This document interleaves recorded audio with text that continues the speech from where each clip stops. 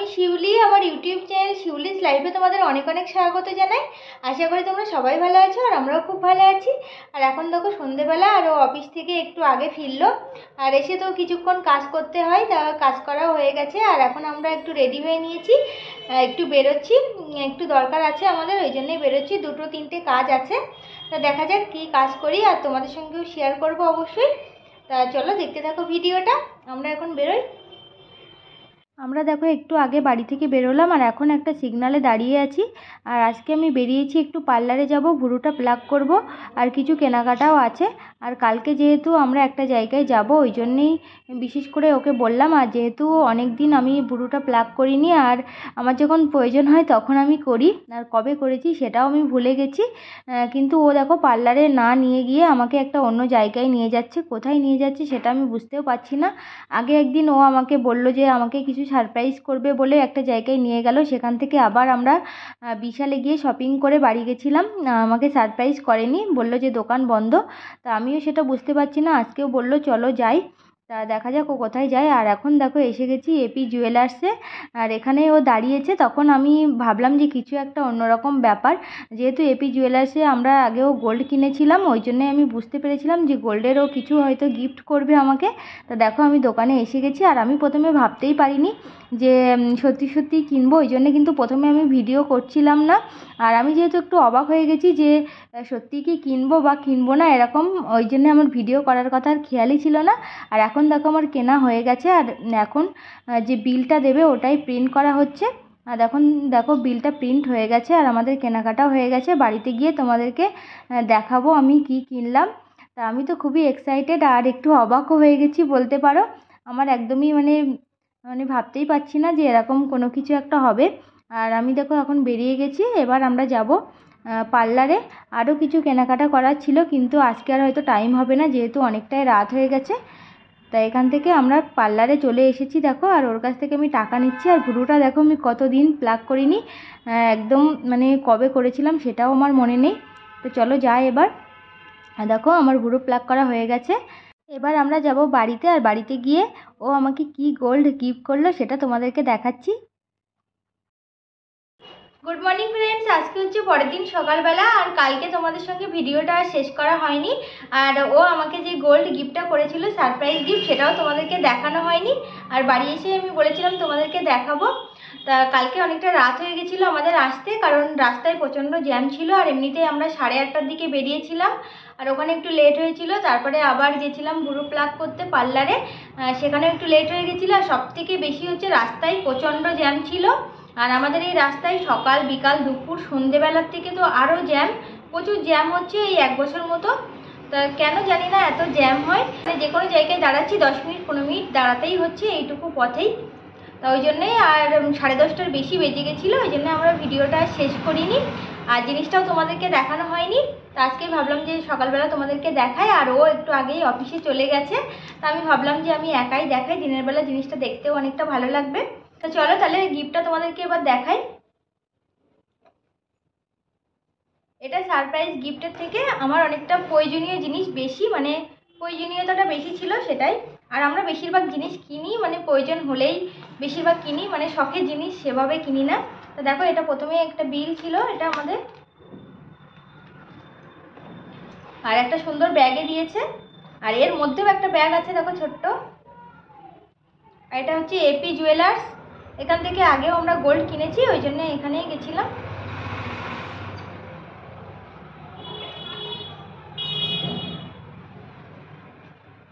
দেখো খুব সুন্দর বক্সটা। আর এর মধ্যে এবার কি আছে তোমাদেরকে দেখাচ্ছি।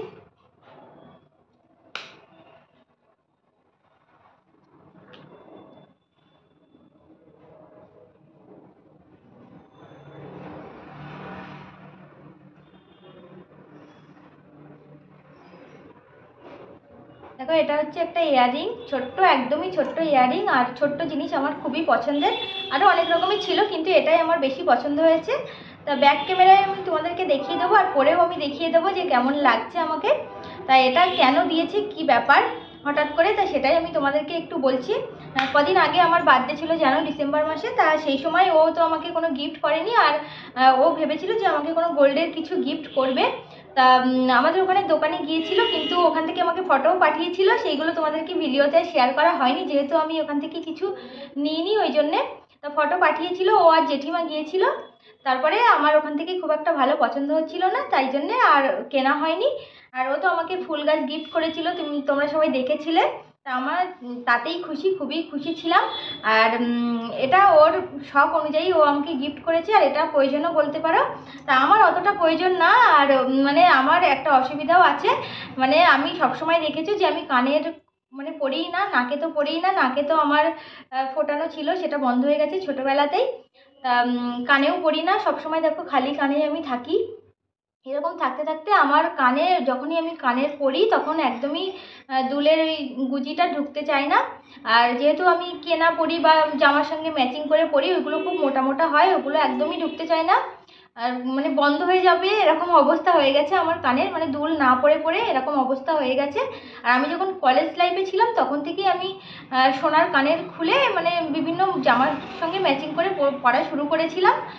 সেই জন্যেই মানে আর বাড়ি এসে আমি খুলে রাখতাম, ওখান থেকেই আমার অভ্যাস হয়ে গেছে যে আমি দুল আর পরবো না এরকম। তাই সবাই বলে যে দুল একটা পরে থাকতে হয়। আর সেটার জন্যেও না আমার অতটা আমি যে মানে দুল পরে থাকতেই হবে এরকম মনে করি না, যে আমি যাতে কমফোর্টেবল সেরকমই আমি থাকতে পছন্দ করি। কিন্তু আমার সবথেকে অসুবিধা হচ্ছে আমি যখন মানে দুল পরি তখন খুবই অসুবিধা হয়। আর ভিডিও করতে গেলে একটা ভালো ড্রেস যদি পরি বা শাড়ি পরি তার সঙ্গে কানের না পরলে কিন্তু খুবই অসুবিধা হয়, দেখতেও খারাপ লাগে। আর অনেক ভিডিওতে আমি কিন্তু দুল না পরেই ভিডিও করি, হয়তো চুল খুলে দিই, চুল খুলে আমি ঢেকে দিই যাতে তোমরা বুঝতে না পারো, এরকম করি। কিন্তু মানে দুল যখনই পরি খুবই কষ্ট হয় আমার। তাও অনেকেই বলে যে আমি যদি সোনার কানের পরি কন্টিনিউ তাহলে নাকি কানের ঠিক হয়ে যাবে, মানে কানে যে অসুবিধাটা হয়, কানে ব্যথা হয়, ওটা ঠিক হয়ে যাবে।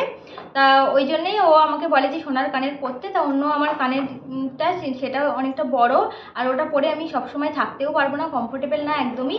আর একদমই তো আমি দুল মানে পরতে এমনিতেই পছন্দ করি না। তা ওকে আমি বলেছিলাম যে ছোট্ট যদি একটা দুল হয় তাহলে হয়তো আমি পরে থাকতে পারবো এরকম।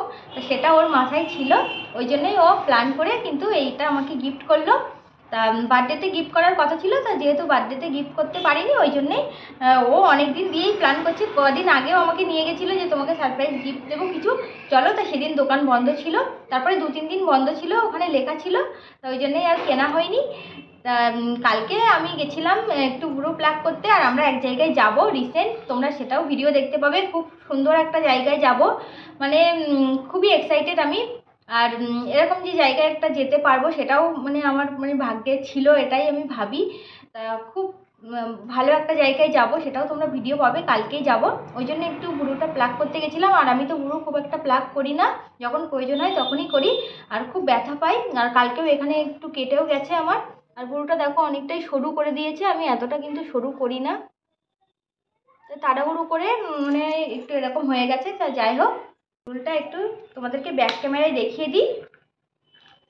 দেখো এবার দুলটা আমি তোমাদেরকে দেখাই। দেখো খুব সুন্দর ছোট্ট একটা কানের।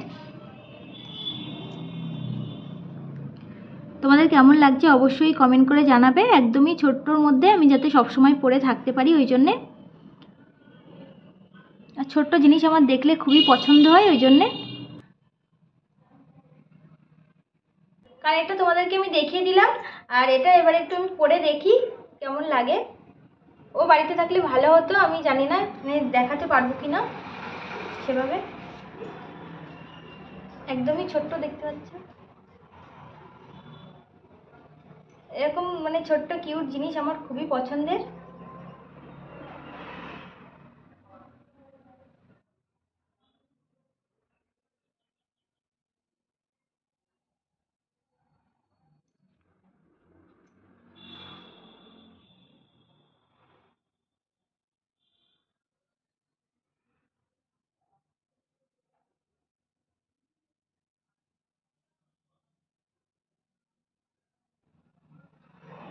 দেখো আমি কানে পরে নিয়েছি, আর এবার থেকে এটাই আমি পরে থাকবো সব সময়।